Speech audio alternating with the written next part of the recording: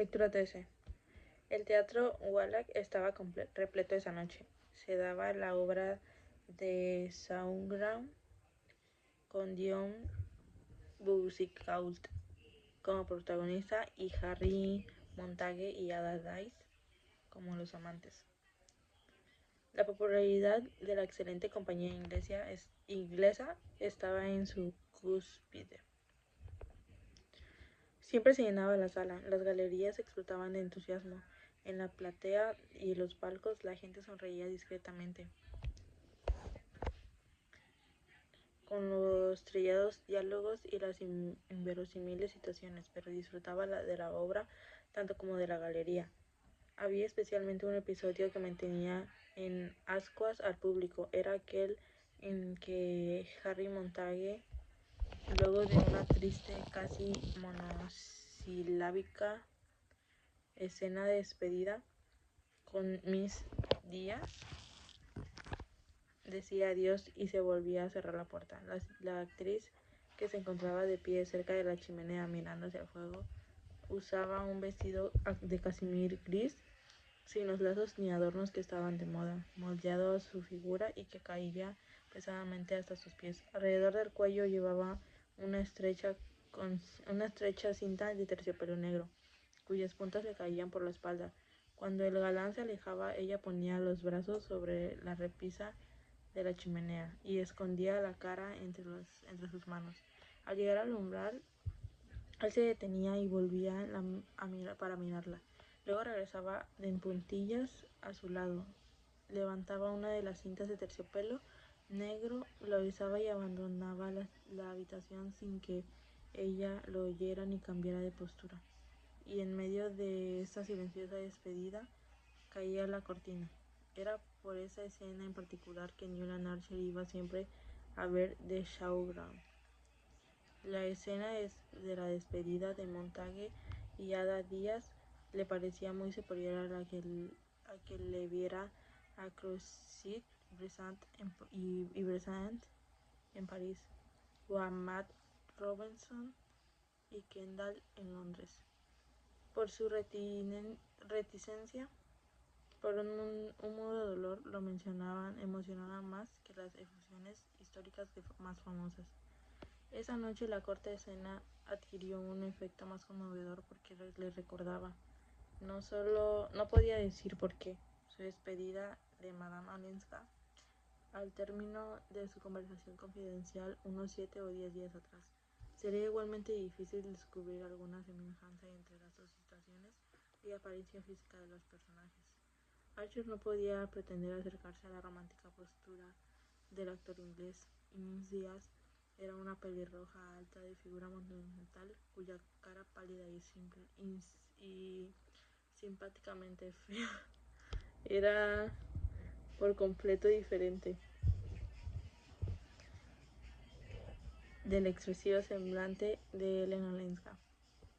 Tampoco eran Archer ni Madame Olenska dos amantes que se esperaban en el acongojado silencio. Eran un abogado y su cliente que se despedían tras una conversación que le había dado al abogado la peor impresión sobre el caso de su cliente. ¿Dónde estabas entonces? La semejanza que hacía el corazón del joven latiera con una especie de excitación retrospectiva. Parecía estar estar en la misteriosa facultad de Madame Olenska para sugerir posibilidades trágicas y emotivas ajenas a la experiencia del diario vivir. No había dicho una sola palabra que reproduciera aquella impresión, pero era parte de ella, una proyección del ambiente misterioso y extravagante en que vivió, o bien de algo dramático, apasionado y distinto e inherente a su personalidad. Archer generalmente se inclinaba a pesar de que la suerte y las circunstancias juegan un pequeño papel al momento de moldear el destino de la gente en comparación con su innata tendencia a permitir que le pasen cosas. Esta tendencia la vio desde un principio en Madame Olenska. La serena y casi pasiva joven lo impresionó por ser exactamente la clase de persona a quien le pasaban cosas, por mucho que ella se echara para atrás y se apartara de su camino para evitarlas. Lo apasionante era que ella había vivido en una atmósfera tan cargada de dramatismo como que su propia tendencia a provocarlo había pasado inadvertida. Era precisamente su extraña falta de capacidad y de asombro lo que le daba a Archer la sensación de que la había arrancado de un torbellino. Las cosas que ella daba por sentada proporcionaban la medida de aquellas contra las cuales se había rebelado. Archer había salido de su casa con la convicción de que la acusación del conde Olenski no era infundada. El misterioso ser que figuraba en el pasado de su esposa como secretario probablemente había sido recompensado por su colaboración en la huida. Las condiciones de las que escapaban eran intolerables, increíbles y descriptibles. Ella era joven, estaba asustada, estaba desesperada.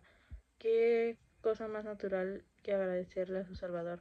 La lástima era que su gratitud la había puesto ante ojos de la ley del mundo, a la par con su abominable esposo.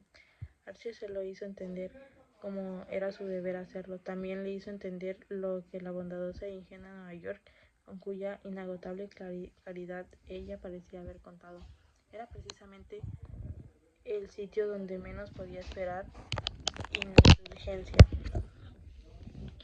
Fue extremadamente doloroso para Archer tener que dejar este hecho bien en claro para Ellen, como si ser testigo de su resignada aceptación se sentía atraído hacia ella por oscuros sentimientos de celos y compasión, como si el error confesado sin palabras la hubiera puesto a su merced, humillándola, y sin embargo haciéndose la más querida.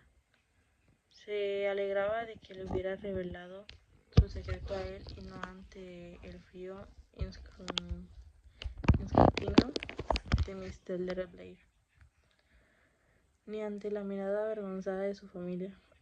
Se impuso a sí mismo el deber inmediato de asegurar a ambos que Ellen abandonaba la idea del divorcio, basando su decisión en el hecho de que había entendido la inutilidad de tal procedimiento.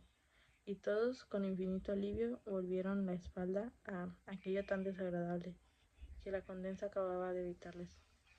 Estaba seguro de que Newland sabría manejarlo, dijo Mr. Whelan, orgulloso de su futuro yerno. Y la anciana Mr. Migott,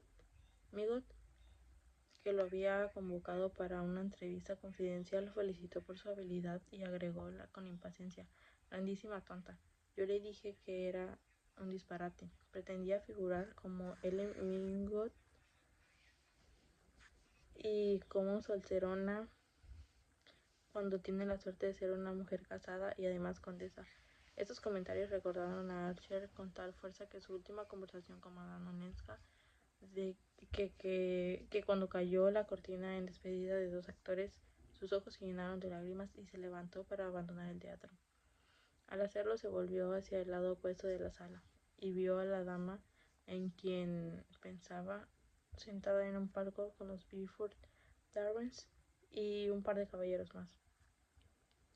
No había vuelto a hablar con ella desde aquella noche que estuvieron juntos y había evitado que lo vieran en su compañía, pero ahora sus ojos se encontraron y como también lo reconocía Beaufort, le hacía un lánguido gesto para que se acercara. Le fue imposible no entrar en el palco.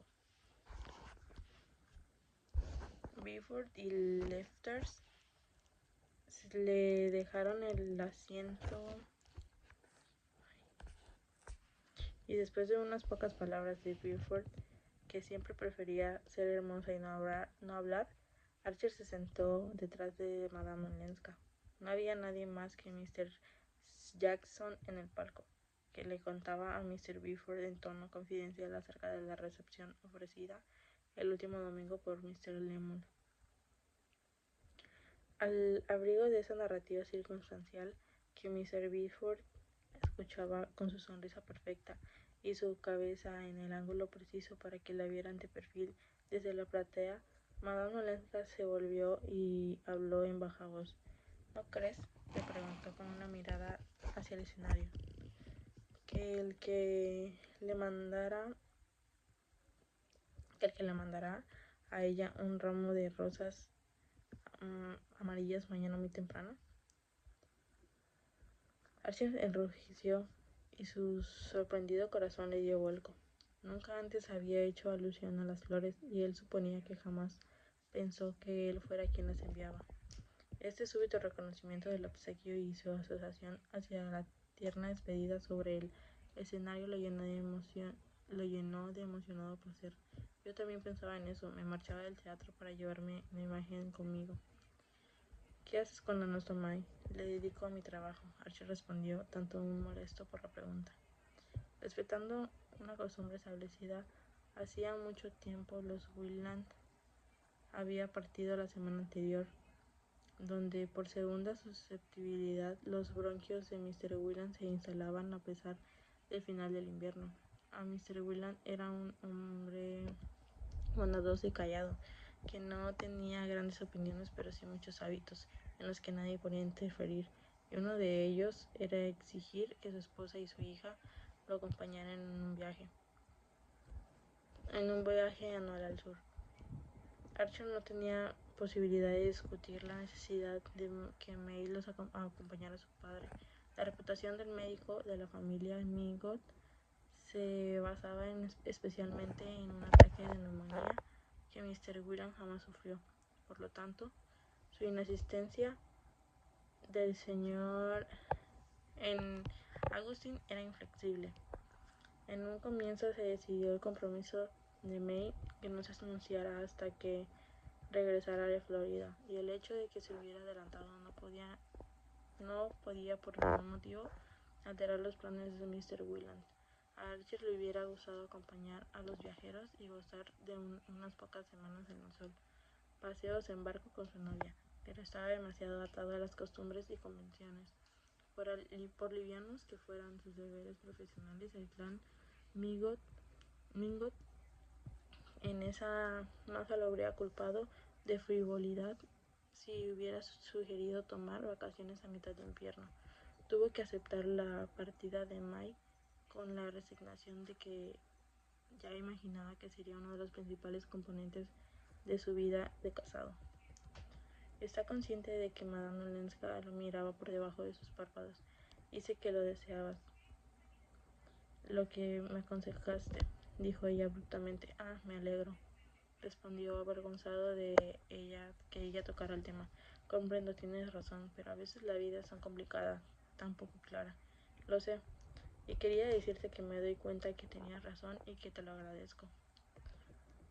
Archer se levantó de su asiento, salió del parque y abandonó el teatro. El día antes solamente había recibido una carta de May Wieland en el que con su característico cantador le pedía que fuera amable con la prima Ellen. En su ausencia, le agradas y te admira mucho, y tú sabes que aunque no lo demuestre todavía está muy sola. No creo que la abuela la entienda, ni el tío Lovell. Ellos creen mucho más en mundana y aficionada de la vida social que lo que realmente es. Y yo entiendo que Nueva York debe parecerle sumamente aburrida, a pesar de que la familia no lo admita. Creo que está acostumbrada a muchas cosas que nosotros no tenemos, linda música y espectáculos, y celebridades, artistas y autores, y a toda esa gente inteligente que tú admiras. La abuela no entiende que ella quería otras cosas que no sean fiestas y vestidos, pero estoy segura de que tú eres la única persona en Nueva York que puede hablarle de lo que realmente le interesa. Qué sabia era May con cuanto la amó por esa carta.